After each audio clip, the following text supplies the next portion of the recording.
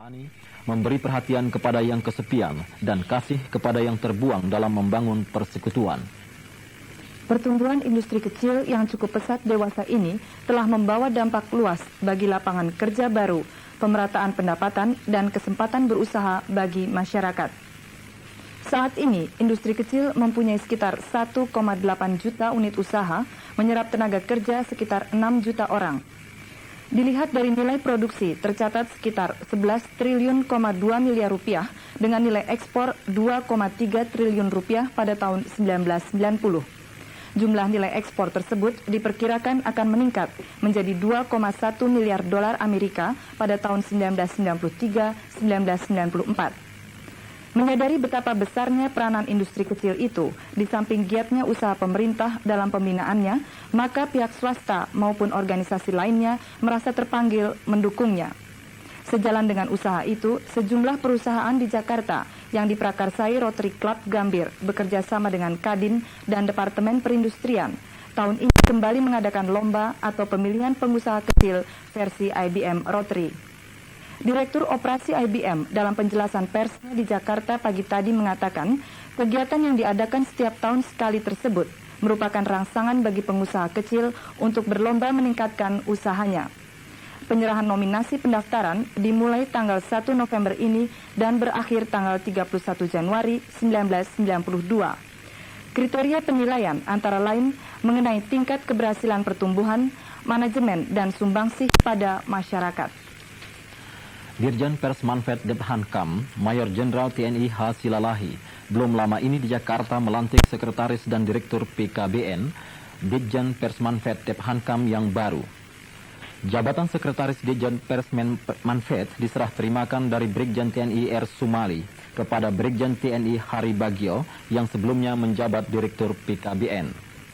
Sementara itu jabatan Dir PKBN diserah terimakan dari Brigjen TNI Hari Bagio kepada Brigjen TNI Bambang Hartoyo yang sebelumnya sebagai Pati Dephankam. Dirjen Pers Manfed Maijen TNI H. Silalahi menyatakan tugas-tugas di bidang pembinaan kesadaran bela negara pada dasarnya merupakan warna Dirjen Pers Manfed yang perlu dikedepankan.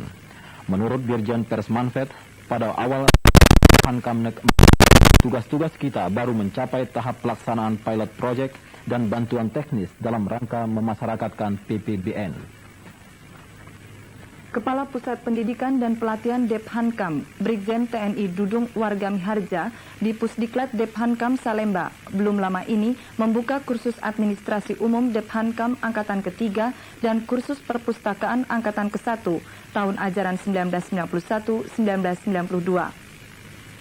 Kursus yang berlangsung 2 bulan ini diikuti 83 orang, terdiri perwira pertama, bintara dan pegawai negeri sipil golongan 2 dan 3 di lingkungan Dephankam.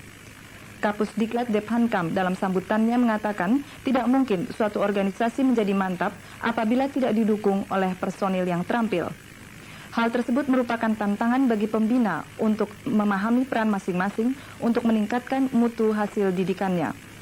Kursus ini bertujuan untuk meningkatkan kualitas dan keterampilan para pegawai negeri sipil dan ABRI sehingga memiliki kemahiran di dalam pelaksanaan administrasi umum, tata laksana, surat menyurat, kearsipan, tata naskah, serta kepustakaan. ABRI masuk desa ke-38 di Kabupaten Pesisir Selatan Sumatera Barat. Ditutup Wakil Gubernur Sumatera Barat Surkani Jumat lalu di Desa Asam Kumbang. ABRI masuk desa Manunggal ke-38 tersebut berhasil melaksanakan pembangunan jalan baru, air bersih, serta perbaikan rumah ibadah, serta pembangunan rumah sehat di 5 desa terpencil di Kabupaten Pesisir Selatan. Pelaksanaan ABRI masuk desa Manunggal ke-38 tersebut dilaksanakan oleh anggota Kodim 0311 Kabupaten Pesisir Selatan dan masyarakat setempat dengan modal kerja sebesar 33 juta rupiah. Wakil Gubernur Sumatera Barat Surkani mengatakan hasil yang telah dicapai pada AMD ke-38 ini dipelihara dan dikembangkan lagi. Seminar 2 hari mengenai kesiapan dunia bisnis Indonesia dalam menyongsong Undang-Undang Pelayaran dibuka Sekretaris Jenderal Departemen Perhubungan Sujono Kramadibrata di Jakarta hari ini. Seminar ini diselenggarakan Lembaga Bina Hukum Laut Indonesia atau LBHLI dalam rangka memperingati 10 tahun berdirinya lembaga tersebut. Sekjen Departemen Perhubungan Sujono Kramadibrata mengatakan, seminar ini mempunyai makna strategis, terutama dalam menghadapi program pembangunan jangka panjang tahap kedua. Di masa mendatang, menurut Sujono, kekuatan ekonomi suatu negara memegang peranan lebih dari sekedar kekuatan militer dalam menentukan kejayaan suatu bangsa.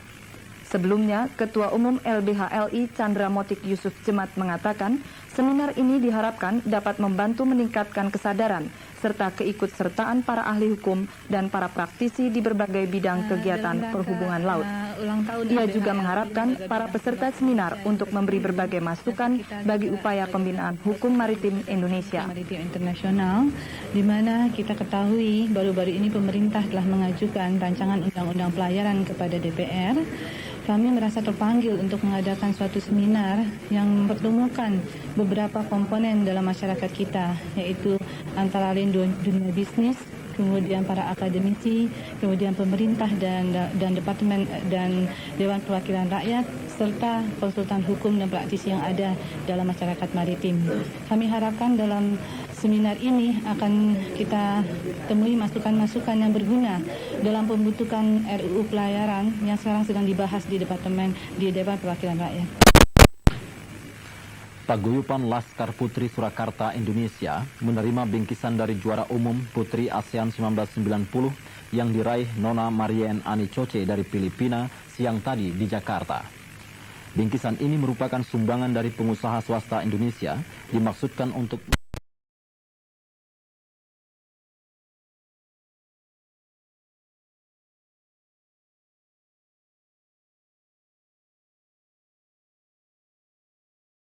merebut kemerdekaan. Untuk itu kita perlu tetap menghormatinya karena berkat perjuangan mereka, bangsa Indonesia dapat meraih kemerdekaan. Realisasi areal tanaman intensitas 91 sampai dengan akhir bulan September di daerah Bengkulu mengalami kenaikan 10% atau 2.437 hektar jika dibandingkan tahun sebelumnya. Sedangkan pelaksanaan areal penanaman intensifikasi padi sampai akhir bulan September mencapai 26.280 hektar atau 86% dari target yang ditentukan sebesar 30.600 hektar. Tanaman supra insus dan insus di daerah Bengkulu mencapai 14.230 hektar atau sekitar 46% dari areal tanaman intensifikasi di daerah ini. Gubernur Bengkulu H.A. Razi Yahya ketika membuka rapat koordinasi Satuan Pembina Bimas dan Satuan Pelaksana Bimas seprovinsi baru-baru ini menilai keberhasilan program Bimas di daerahnya ditentukan oleh pemerintah daerah, yaitu Bupati dan Wali Kota. Sekian berita Nusantara. Pada pukul 19 waktu Indonesia Barat, kami sampaikan berita nasional, di antaranya mengetengahkan